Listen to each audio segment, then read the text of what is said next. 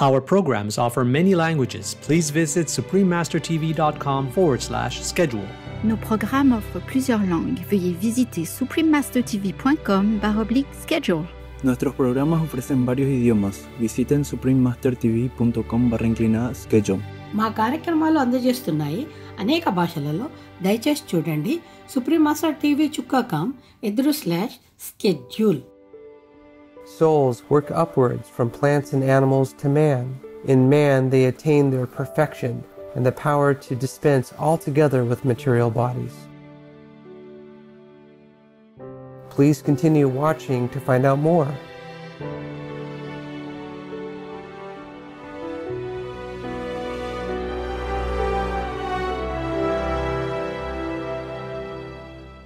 Hello, noble viewers.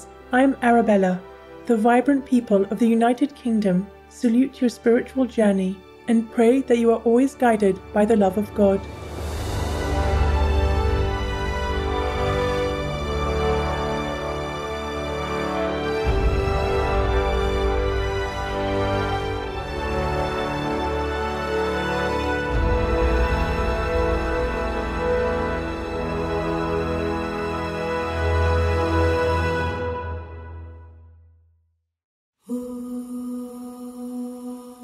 Dr. Anna Kingsford, an outstanding English theosophist of the 1880s, was said to be clairvoyant from the time she could speak. She herself felt that she came from the fairy realm and was given permission to be born as a human being so as to carry out her destiny. At the tender age of 13, Anna wrote the book Beatrice, a tale of the early Christians. Her early wisdom can be seen in the following excerpt. How foolish are they who seek to promote their own comfort by making it their sole study. They lose the very object of their desires and invariably render themselves restless and unhappy. While maintaining her spiritual and vegetarian interests, Anna Kingsford became a doctor. Not only was she one of the first female medical doctors in England, she graduated from medical school without experimenting on any animals. The subject of her medical degree thesis was Vegetarianism and Ethics. This led Dr. Kingsford to the writing and publishing of a well-received book, The Perfect Way in Diet. Dr. Kingsford continued with her inner spiritual and mystical experiences, which she documented in several books in collaboration with longtime friend Edward Maitland. She also became known as an outspoken animal and women's rights activist.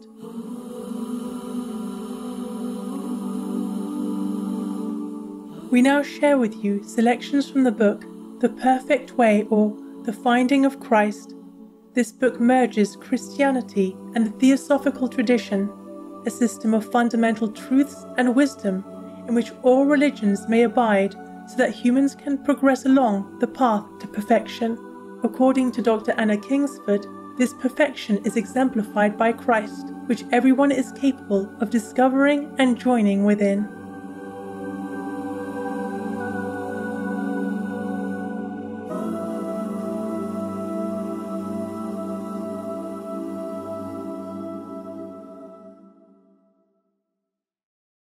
The second lecture, The Soul and the Substance of Existence, Part 2 and 3. The outer envelope of the macrocosm and the microcosm alike, the earth or body, is thus in reality not elemental at all, but is a compound of the other three elements. Its fertility is due to the water, and its transmutatory or chemical power to the fire. The water corresponds to the soul, the best principle of Pindar, while fire is to the body what spirit is to the soul. As the soul is without divinity and life until vivified by the spirit, so the body, earth or matter, is without physical life in the absence of fire.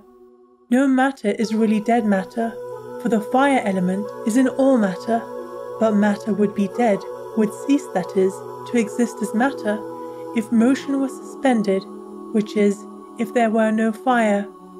For, as wherever there is motion, there is heat, and consequently fire and motion is the condition of matter, so without fire would be no matter. In other words, matter is a mode of life.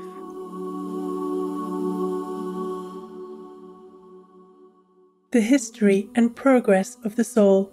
Souls work upwards from plants and animals to man. In man, they attain their perfection and the power to dispense altogether with material bodies. Their ability to do this is the cause and consequence of their perfection, and it is the attainment of this that is the object of the culture of the soul, the object, that is, of religion. Spirit alone is good, is God. Matter is that whereby spirit is limited, and is, therein, the cause of evil. For evil is the limitation of good.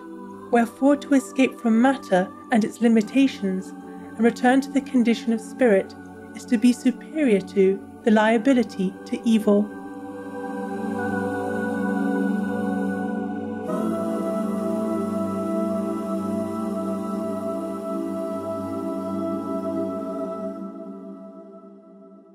Formerly, the way of escape for human souls was more open than now, and the path clearer, because, although ignorance of intellectual things abounded, especially among the poorer folk, yet the knowledge of divine things and the light of faith was stronger and purer. The anima bruta, or earthly mind, was less strongly defined and fixed, so that the anima divina, or heavenly mind, subsisted in more open conditions. Wherefore the souls of those ages of the world, not being enchained to earth as they now are, were enabled to pass more quickly through their avatars, and but few incarnations sufficed, where now many are necessary. For in these days the mind's ignorance is weighted by materialism instead of being lighted by faith, and the soul is sunk to earth by love of the body, by atheism, and by excessive care for the things of sense, and being crushed thereby, it lingers long in the atmosphere of earth, seeking many fresh lodgments, and so multiple bodies, the circumstances of each of which are influenced by the use made of the previous one.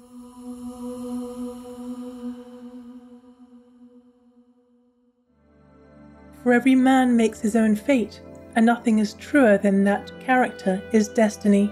It is by their own hands that the lines of some are cast in pleasant places, of some in vicious, and of some in virtuous ones, so that there is nothing arbitrary or unjust.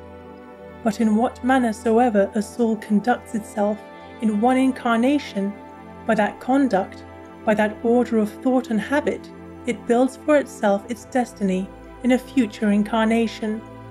For the soul is enchained by these prenatal influences, which irresistibly force it into a new nativity at the time of such conjunction of planets and signs as oblige it into certain courses and incline it strongly thereto. But if the soul oppose itself to these influences and adopt some other course, as it well may, to its own real advantage, it brings itself under a curse for such period as the planets and ruling signs of that incarnation have power. But though this means misfortune in a worldly sense, it is true fortune for the soul in a spiritual sense. For the soul is therein striving to atone and make restitution for the evil done in its own past, and thus striving, it advances towards higher and happier conditions. Wherefore man is, strictly, his own creator, in that he makes himself and his conditions according to the tendencies he encourages. The process of such reformation, however, may be a long one, for tendencies encouraged for ages cannot be cured in a single lifetime, but may require ages for their cure. And herein is a reflection to make us as patient towards the faults of others as we ought to be impatient of our own faults.